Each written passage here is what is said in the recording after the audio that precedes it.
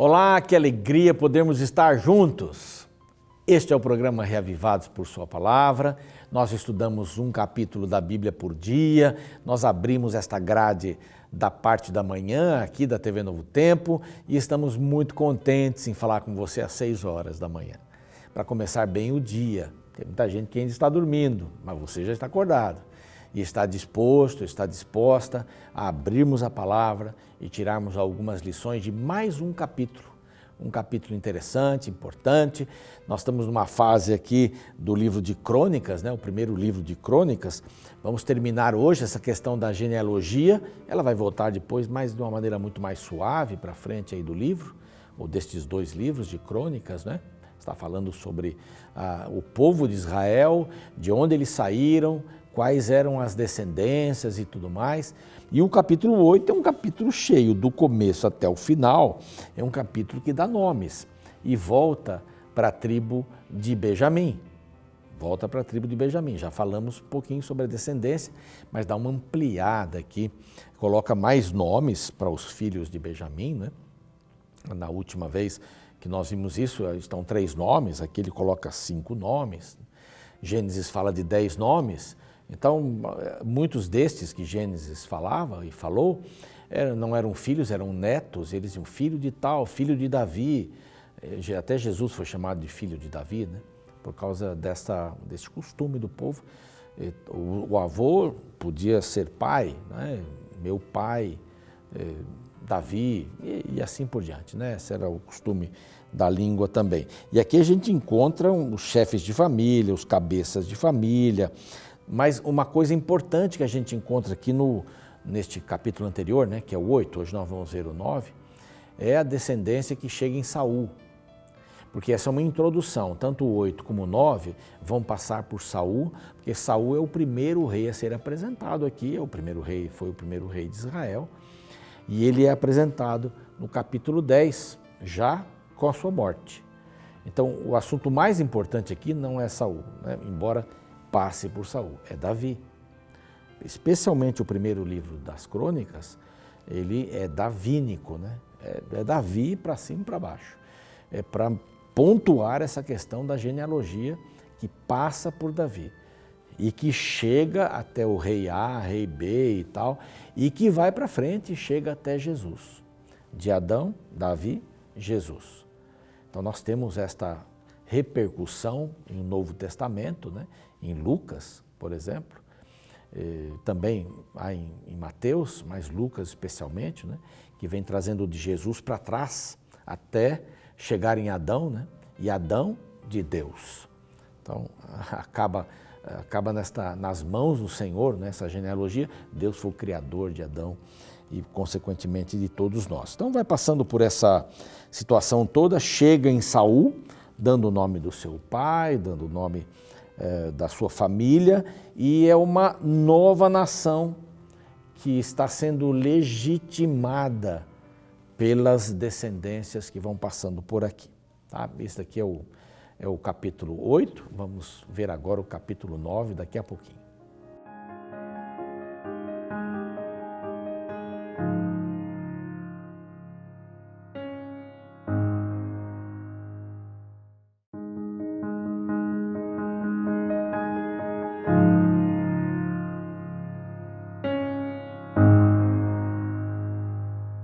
Muito bem, já vamos agora mesmo para o capítulo 9.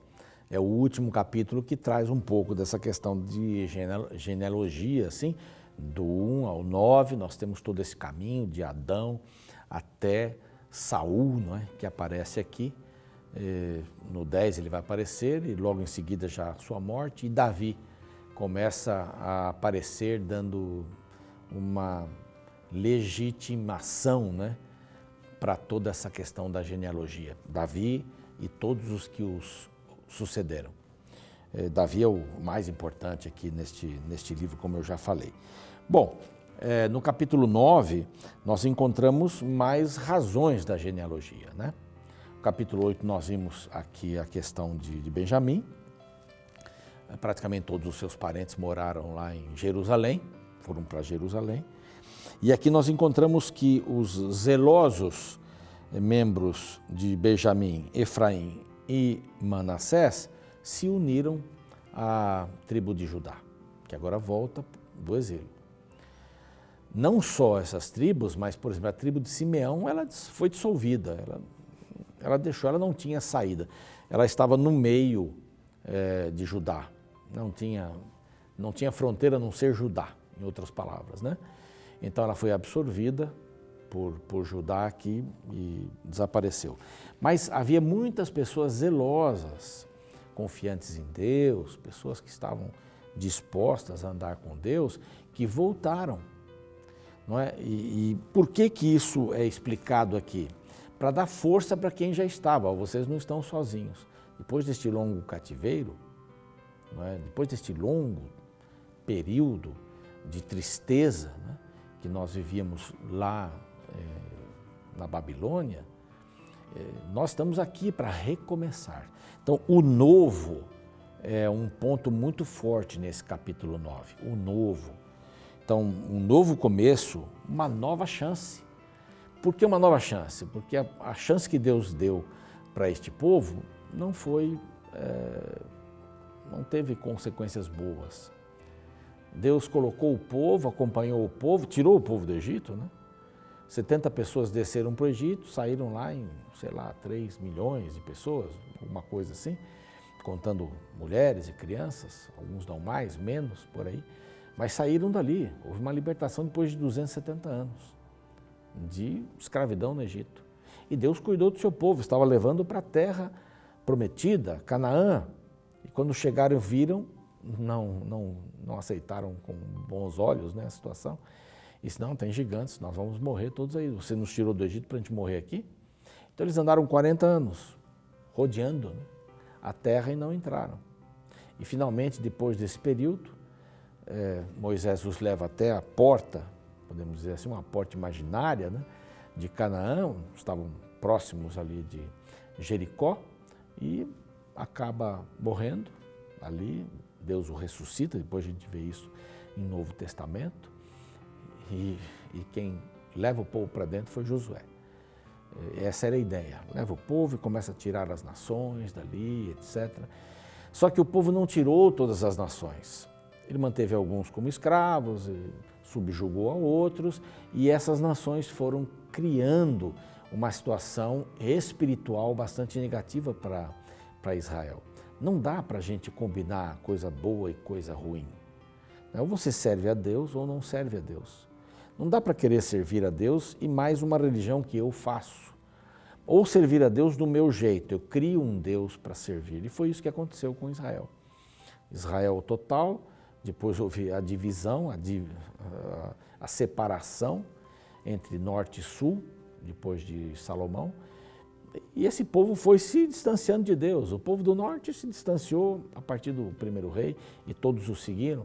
O povo do sul teve muitos reis fracos, a maioria, 7 reis bons, apenas de toda aquela dinastia de Davi.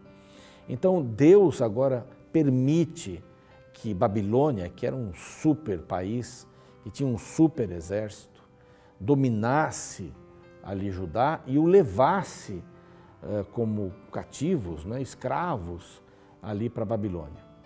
E depois de alguns anos, bons anos, eles voltam. Então, este livro ele tem o objetivo de dar esta confirmação, este é o meu povo. E eu já disse aqui em capítulos anteriores, esta visão religiosa, a estrutura religiosa que eles precisavam, então tem muita coisa dos levitas, e a estrutura política, então aí entra a questão de Saul e de Davi e etc. A importância desta visão política. É o povo de Deus, é um povo, é uma nação, mas é espiritual também, porque tem ligações com Deus. Vocês erraram justamente nisso. Como povo, vocês queriam ser iguais aos outros povos. E como religião, vocês também queriam ter um sincretismo religioso, uma mistura das religiões. Então é aquela velha história, né? É acender uma vela para todos os santos, né? Não tem esse ditado por aí? Então acender uma vela para Deus e outra para o diabo, para não ter problema, né? Um dos dois vai me ajudar. Na realidade, a própria palavra diz que um coração dividido não subsiste, uma casa dividida não subsiste. e o povo viveu com esse espírito. Esta é a razão de muitas genealogias aqui que terminam aqui no capítulo 9 e já dão uma entrada para a vida de Saul. Então, um capítulo, sua morte, e já Davi entra aqui em Crônicas. Crônicas é um livro que repete muitas histórias de Samuel e de reis também. Bom, novo começo, novas possibilidades. Aqui aparece um grupo de pessoas que estão entrando, Benjamim, Efraim, Manassés, verso 3, habitaram em Jerusalém. E vai falar sobre Perez de novo, que é filho de Judá, vai falar sobre a sua descendência, e desses da tribo de Judá vieram 690 pessoas, pouca gente. Aqui é bem provável que sejam os homens e que haja mulheres também que os acompanhavam. Aqui, da tribo de Benjamim, dá mais ou menos 956, mais ou menos não, no verso 9 diz 956 pessoas que entraram aqui, somadas 1.646 pessoas, que vêm dessas duas tribos. E no verso 10, começa aqui uma série de categorias. A categoria dos sacerdotes, então dá o nome dos sacerdotes aqui, a gente conhece o Zadok, a gente conhece o Masaí também um pouco, e desses sacerdotes, que é uma classe bem separada, sacerdote, os que vão servir no templo, os que vão fazer os sacrifícios e tudo mais, vão fazer parte da expiação, esses daí são sacerdotes. E o outro grupo de levitas. Então, dos sacerdotes vieram 1.760, é pouca gente, né? Dos milhares que saíram, dos milhares que existiam, só havia 1.760, mais firmes, que vieram para poder dar sequência a esse trabalho. Dos levitas, aqui aparece um número de 212, aqui tem os porteiros, aqueles que cuidavam de todo o sistema, vamos ter que ter gente para cuidar do santuário, cuidar das peças mais caras. Estavam começando tudo de novo, né? Porque Nabucodonosor levou aquelas peças todas para lá, levou embora lá para Babilônia. Então vai falando, tem Finéias que aparece aqui, dos porteiros são 212 na realidade, porteiros. Dos levitas nós não temos o número aqui, a Bíblia não apresenta o número. Dos porteiros são 212. Aí vamos falar um pouquinho daqueles que ajudavam, estavam encarregados nos utensílios deste ministério, desses rituais. Não é? Também era um outro grupo de pessoas, mais um outro grupo, no verso 33, os cantores também vieram. Aqui nós não temos também a quantidade. E mais para frente, a partir do verso 35, vem uma introdução para Saul, que é o mais importante aqui para começar o capítulo 10. O capítulo 10 já fala sobre a derrota de Israel nas mãos de Saul e fala sobre a morte de Saul. Uma nova nação, já falei no capítulo anterior, uma nova nação estava sendo legitimada ali. Então todo esse caminho, percorrer todo esse caminho, desde Adão, capítulo 1, verso 1, desde Adão, passando por Noé, passando por Sem, depois passando por Abraão, Jacó, Judá, Perez, eu gosto de falar Perez, e aí vai passando, vem Esrom e vai passando, e vem Boaz, e vem Jessé, e vem Davi, a importância de Davi aqui, e a tribo de Benjamim, que era a tribo de Saul, também mostra que ele foi escolhido por Deus. Mas Davi, que o substituiu, foi ungido também por Deus, através do profeta Samuel, e este então teve a oportunidade de fazer toda essa longa sequência que vai até Jesus. É uma longa sequência, vale a pena repetir. Não se esqueça que esse livro foi escrito depois do cativeiro para animar as pessoas, para dizer, olha, são todas pessoas que estão ligadas lá atrás, então vocês não estão soltos, vocês não estão perdidos por aí. Existe consistência, porque agora os sacerdotes que vêm estão ligados aos sacerdotes do passado, não é? Aqui, Davi e os que vieram depois dele estão ligados também a Adão e a promessa que Deus fez para Adão, que ia colocar inimizade entre a mulher, que significava o corpo de Cristo, que significava a igreja, que significava o seu povo, né? Haverá inimizade Vocês fizeram um acordo agora. Então, eu vou colocar essa inimizade através de Jesus. Então, tudo é Jesus. E Satanás tentando destruir o nascimento do Messias, de alguma forma. Eu destruo esse povo, eu destruo o nascimento do Messias. O Messias não nasce, eu continuo reinando nesta terra. Assim devia pensar, creio eu, Satanás, né? Com toda a sua sabedoria que não serve para nada hoje, não serve para o mal, para ser comparado com Deus, como ele quis ser comparado com Deus, e ainda ele quer a adoração de todos. Na realidade, ele teve esse problema lá no céu.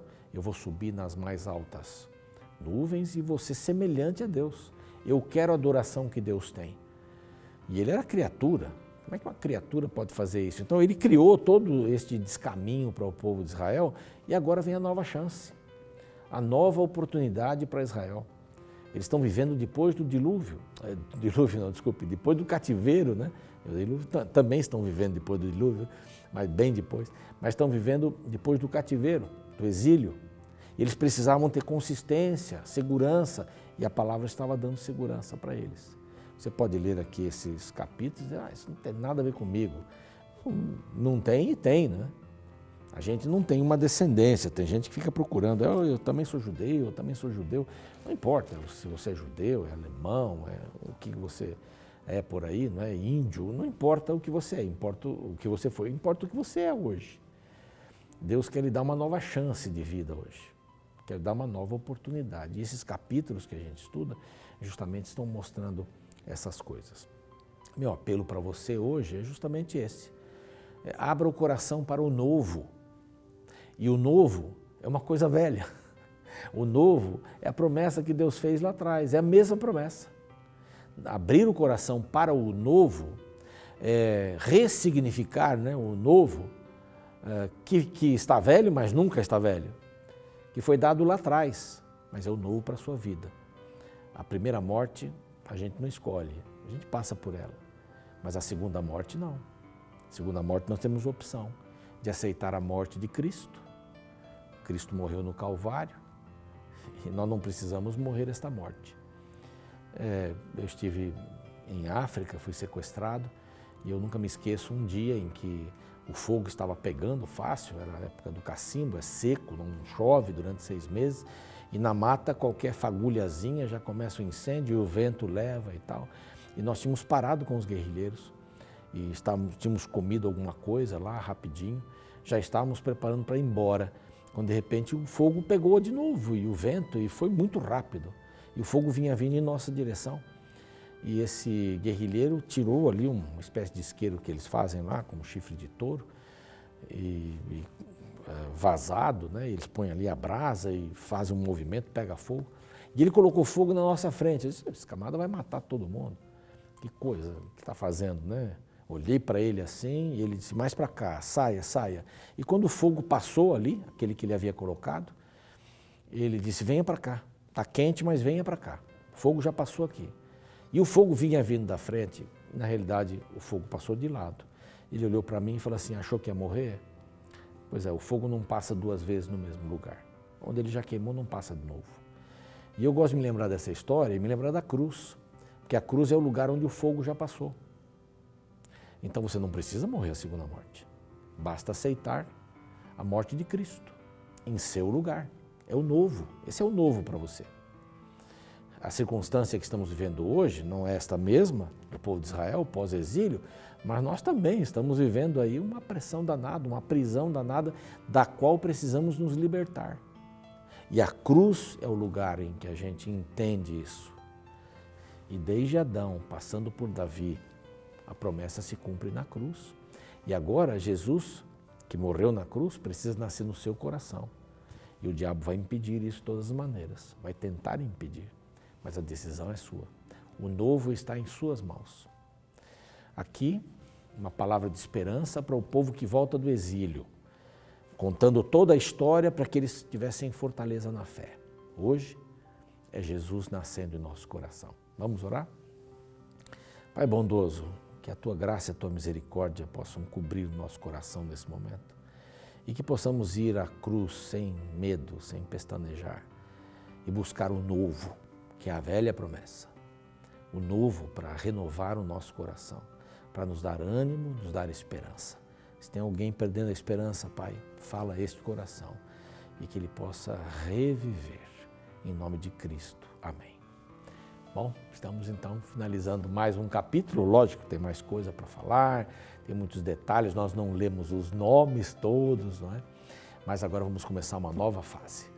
Não perca então o capítulo 10 e você fica agora com um clipe musical. Sabia que minha mãe me colocou na aula de piano? Eu quero brincar com o leão quando estiver lá no céu.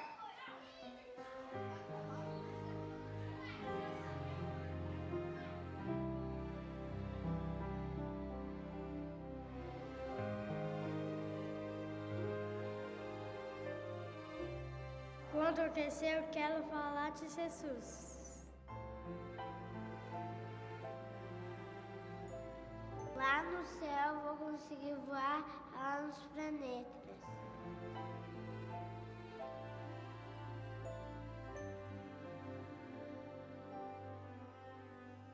Pense num mundo sem o mal,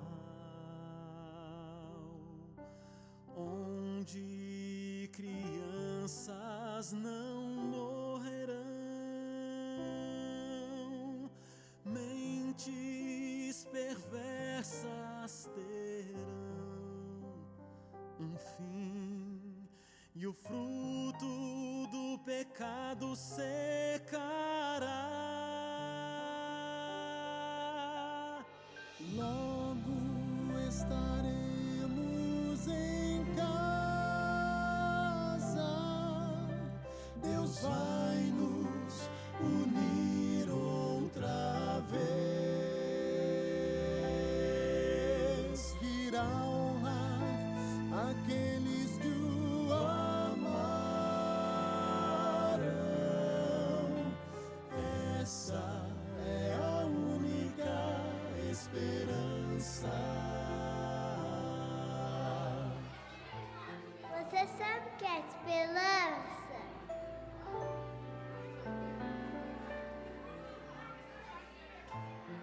Eu vou ver minha vovó quando Jesus voltar. Pense num mundo onde só a paz, um mundo sem desastres naturais,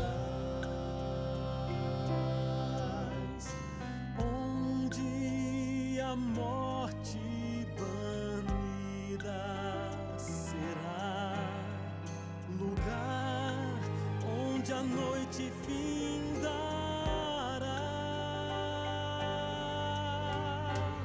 Logo estaremos em casa, Deus vai nos unir outra vez,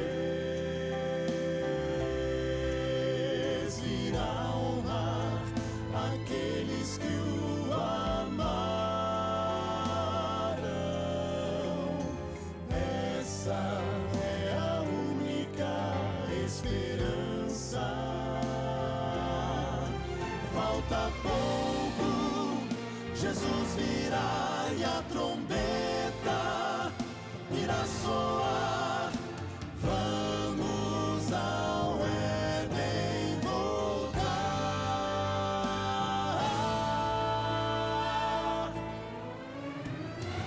Logo estaremos em casa, Deus vai nos unir outra vez, virá honrar aqueles que o amarão. Essa é a única esperança. Virá